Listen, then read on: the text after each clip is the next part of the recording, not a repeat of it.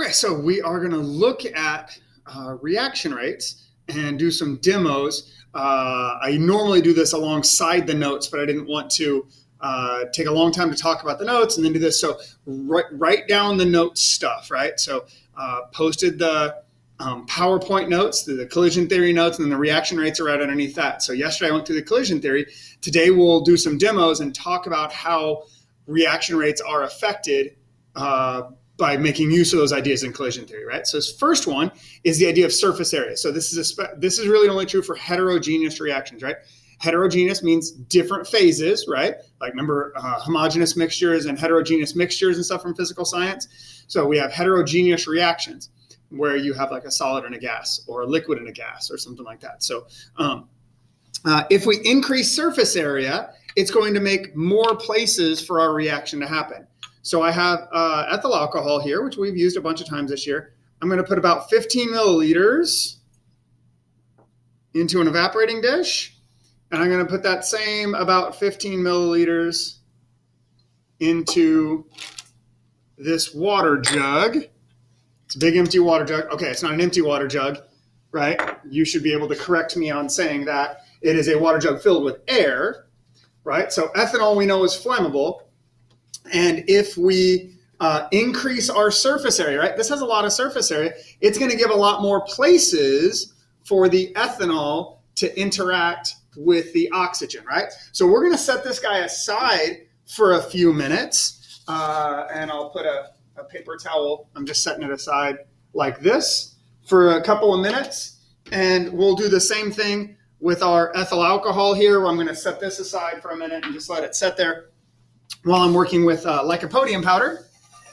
So lycopodium powder is not magical or anything. It's not like extra flammable or something, but it is a very fine grained powder. If I had a chunk of it, it would not be overly flammable, but it's a solid. When you burn, you react with oxygen, which is a gas. So if I can increase my surface area, if I decrease my particle size, the book really likes to talk about particle size.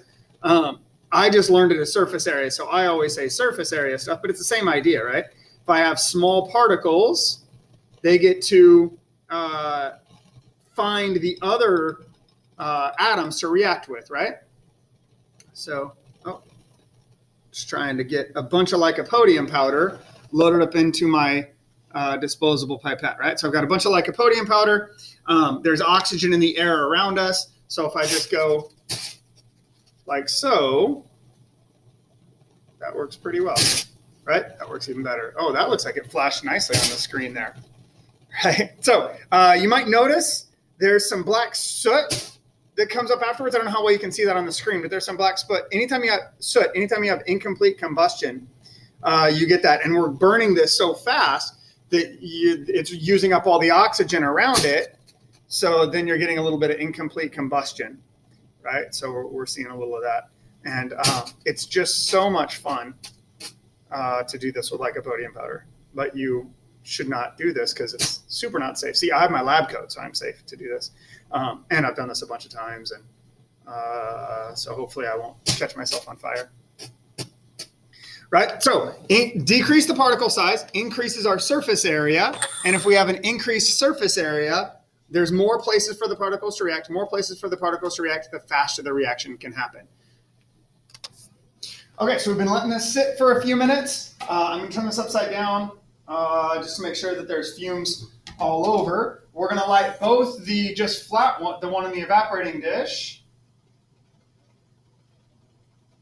and the big jug. So I need just a flame, I don't know. So that is definitely on fire. Can we see the little, yeah, this guy here is definitely on fire. And then if I do this to the jug,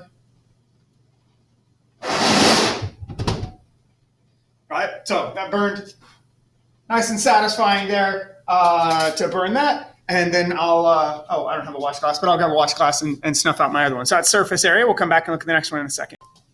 So the next one we're going to look at is concentration. Concentration is not, I'm going to think about it a whole bunch and then it's going to react faster. Concentration is molarity, right? So how concentrated is it? Concentrated things have more particles per milliliter kind of thing. And so they're going to react faster. Imagine the bumper cars thing, right? If there's 2 bumper cars, ooh, that's really fun. If there's 50 bumper cars, you're going to bump into each other a whole lot more, right? Especially because atoms, don't stop when they hit each other. They hit and bounce off and all that kind of stuff. So I have 3% hydrogen peroxide here. I put some soap in this beaker too, but I've got some 3% hydrogen peroxide. That's the stuff you put on cuts. Mom's wrong, by the way. You can bring mom into the room, and I'll go ahead and correct mom too. Pretty much everybody's mom, mine included, made you put this on your cuts when you got a cut. They weren't wrong that it was a good idea. It does kill bacteria. The bubbles is not the bacteria like dying, right? So my mom and everybody I know's mom was like, see the bubbles on there, let you know it's killing all the bacteria. No, the bubbles on there are letting you know that it's exposed to enzymes in your liver, which means you cut your skin. It does not tell you that there are or are not germs on your skin and stuff, right? Now you should, clean a cut. She's not wrong about that. She's just wrong about what the bubbles mean. Anyway, now that mom's mad at me, so I put some 3% hydrogen peroxide in there. I put some soap bubbles in there. You notice it's still not reacting, right? It's not doing anything. It's just kind of chilling here. So this needs another thing. It needs a catalyst, right? And not catalyst is a term you've heard a bunch of times, but a catalyst is another way we can speed up a reaction. What it does is it lowers our activation energy. So hydrogen peroxide will naturally decompose to water and oxygen gas. That's why I put the soap in there so we can kind of see if it's doing that. We store it in a brown bottle because light will speed this up because light gives it a little extra energy, right? That energy idea. But if I add a catalyst, that's going to lower the energy that it needs in order to do that. So I add a catalyst. We notice we get a little color change, and now it is foaming. Isn't that exciting? It's the world's most exciting demo. It's bubbling a little bit. Right? It's bubbling a little bit. And so you get a little foam on there because of the soap that's in there. Look, it's foaming more. So exciting. It's exothermic, so it actually heats itself up a little bit as it goes. It's still I can't really feel that it's any warmer, but it would be a little bit warmer here. This is not very exciting, right? You're like, I want more exciting. So if you want more exciting, then what we need to go to is 30% hydrogen peroxide, right? 30% hydrogen peroxide is significantly more concentrated. We're still going to do the same other steps we did before. We're going to put a little soap in here just to keep track of it, and then we'll put other stuff. I'm also going to get a little tray in case we make a mess, because sometimes I spill when I'm working. So let me grab a tray real quick. Okay, so I got a tray set up here, and then I put the flask. Can you see the flask, right? I put the flask up on an upside down beaker so it's up out of the tray. But that way, in case I accidentally spill something, it'll go there. I'm also going to go ahead and put a little bit of blue food coloring in here because why not? I don't know. Why not? And then we'll put some hydrogen peroxide in there. This stuff goes bad relatively quickly, right? It decomposes even without a catalyst and even without, that's a lot. I just put a lot in there. By the way, look at my little foam tower over here. See, that's kind of cool still, right? Even without a catalyst and even with the bottle being brown and all that kind of stuff, it still decomposes relatively quickly. By next year this time, this will be nowhere near 30%. It'll be like 20% or 20% or something. So it's a pretty quick decomposition. So I went ahead and put about twice what I normally do in there, or so, at least. So hopefully this doesn't make too big a mess. Oh, that's making a bigger mess than I planned on. That's going to take a while to clean up. Oh, some got on the ceiling. Don't tell Dr. Blumenkamp. My ceiling got splattered. So higher concentrate. Oh, I'm going to stay back from that for a minute. It's also releasing a lot of energy, right? So at a higher temperature, it's going to react a little faster and stuff. We are quite messy.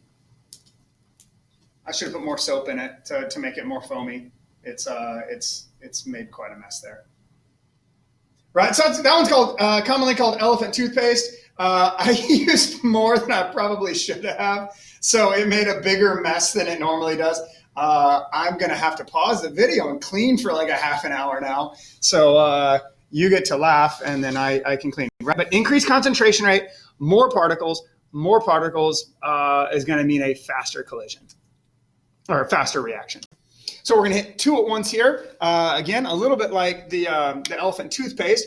We used a catalyst and concentration. Here we're going to do a catalyst and then actually look at heat. So they work by two. Oh, that happened a lot quicker than I thought it would. Let me set that off to the side for a minute. So when we heat things up, they're going to move faster. As they move faster, they're going to collide harder, right? So I always like to go back to that collision theory idea when I'm thinking about why things are going to speed up a reaction or slow down a reaction. So we think about temperature in two ways, right? I put a cake in the oven, and then the molecules move around faster and reactions happen. I put my milk in the refrigerator so that it doesn't decompose as quickly, so that the bacteria and stuff doesn't make the milk nasty. I don't know, biology, whatever, right? So we're going to heat this up. That's going to make the molecules move faster. Then I'm going to use a catalyst, kind of like the potassium iodide, but this is a catalyst that's in a different phase. So if I have a catalyst that's in a different phase, is there a specific name I could give to that catalyst?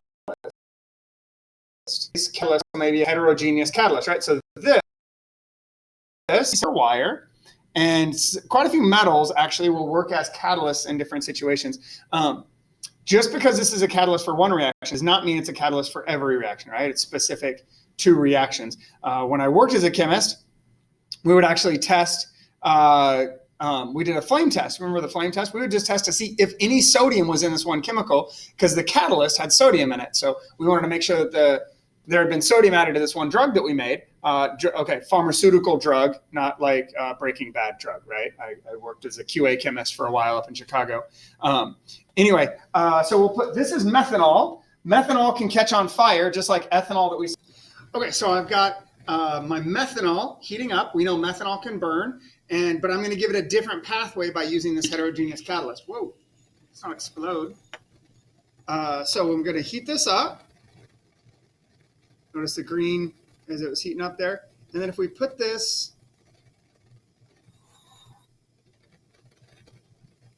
see how it changes color there? It is still an exothermic reaction, so that energy has to change into another kind of energy. So it actually generates some light right there, right? I don't know how well we can see that.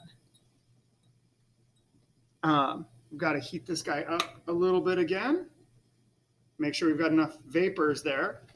I am generating flammable vapors near an open flame, which is not the safest thing. So I do have a watch glass here that I can cut that off with. But you see how it's changing color there, right?